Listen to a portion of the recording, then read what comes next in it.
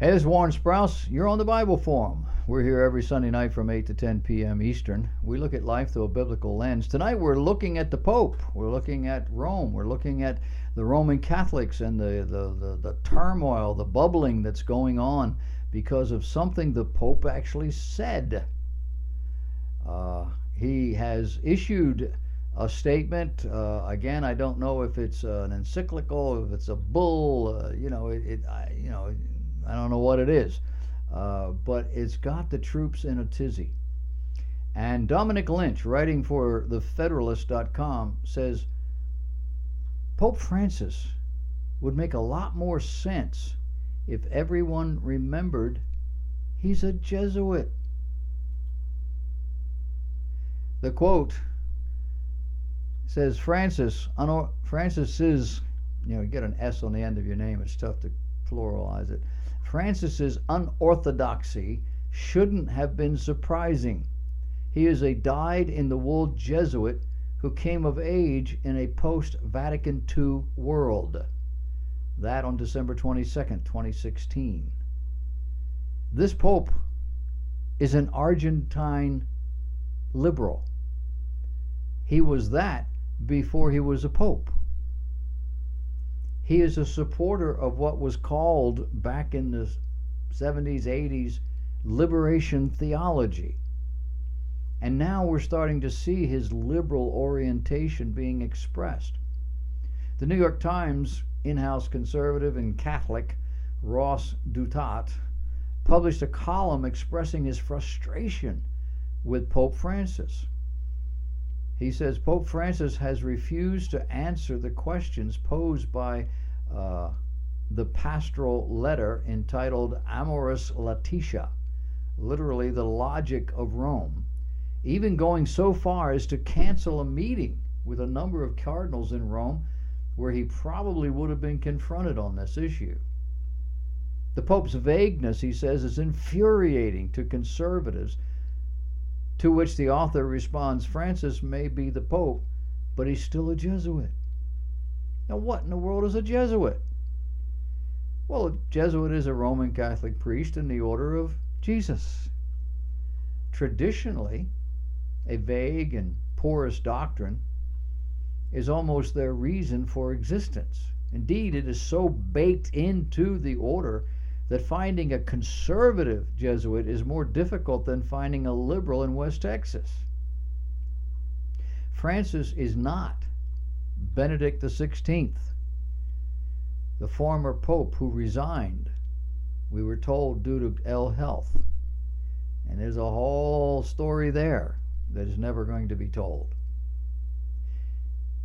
In his second encyclical, the first was essentially a joint project between Benedict and Francis, it was abundantly clear in terms of the direction he'd take his papacy. Laudato Si was written entirely by Francis and focuses on environmental issues, consumerism, capitalism, among other themes.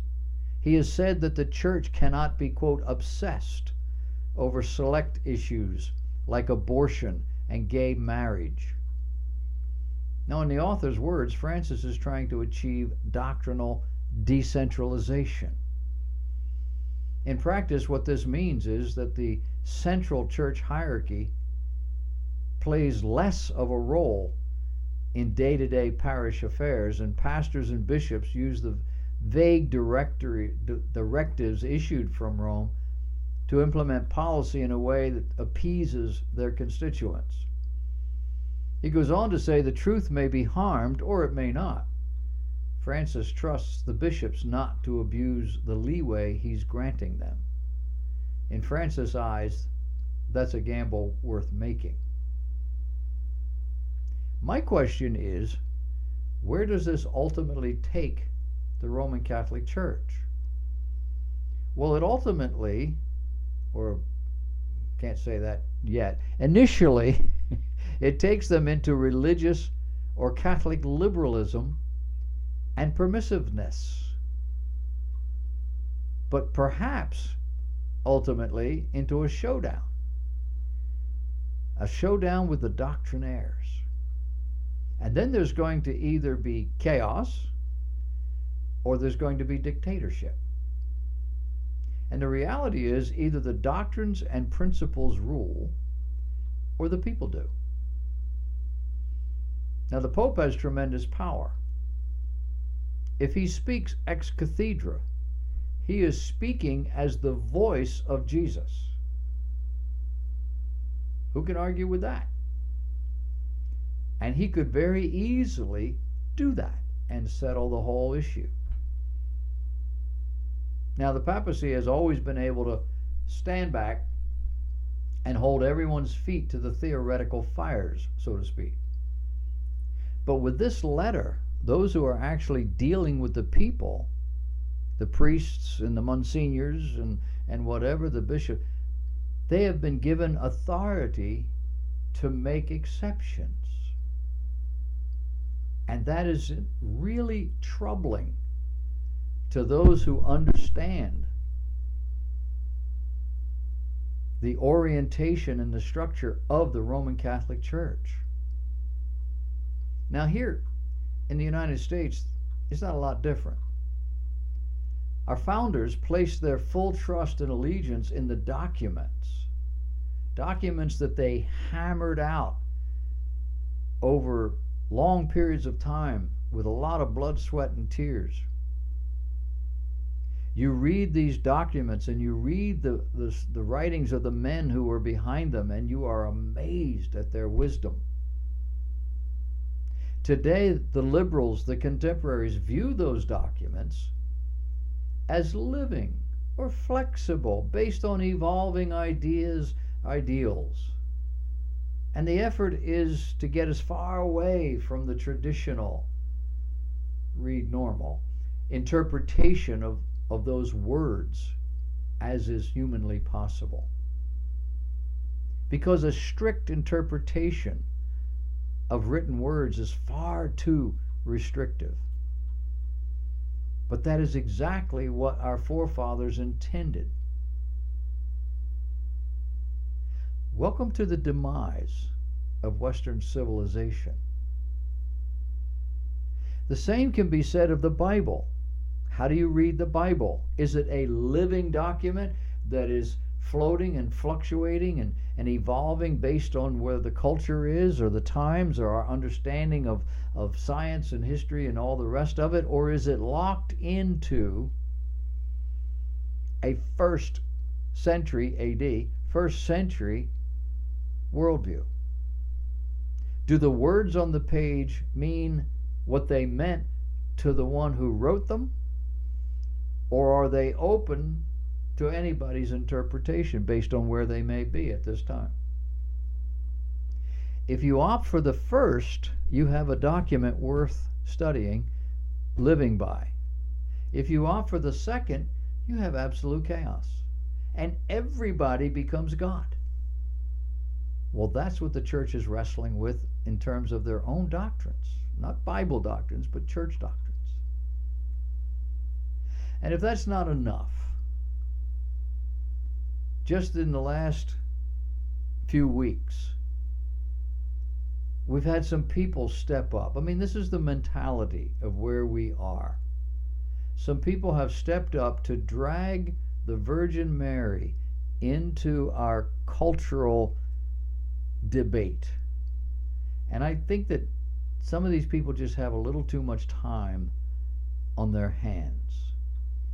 In terms of the annual war on Christmas, we are taking a look at the birth of this babe in a manger in Bethlehem, a babe that was conceived of the Holy Spirit and born of the Virgin Mary, meaning that she was a virgin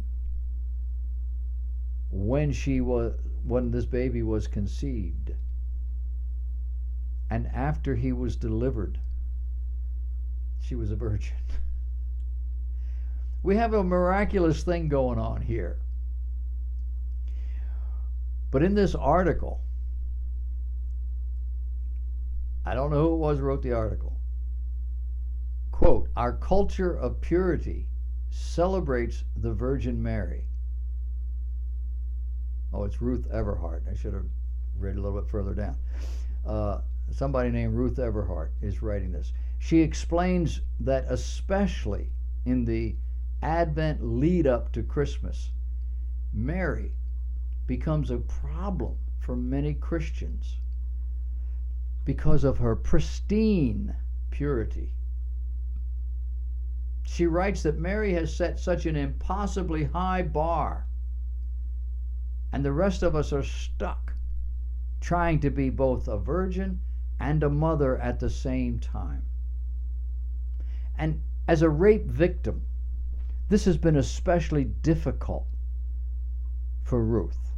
She says it led her to become a pastor. This woman was led to be a pastor in order to come to terms with Mary's story. Are you confused yet? She views the church as a culprit for manipulating Mary into a cult hero of sorts. She contends that purity is no model for today's generation. We want to pretend sexuality is something we can lock in a box and keep on a shelf, but the lockbox won't work. Neither will a chastity belt or a purity ring. Certainly not the abstinence pledges that make young folks, or that people make the young folks sign. And turning to the Virgin Mary, Everhart says, how do you feel about what the patriarchal has done with you?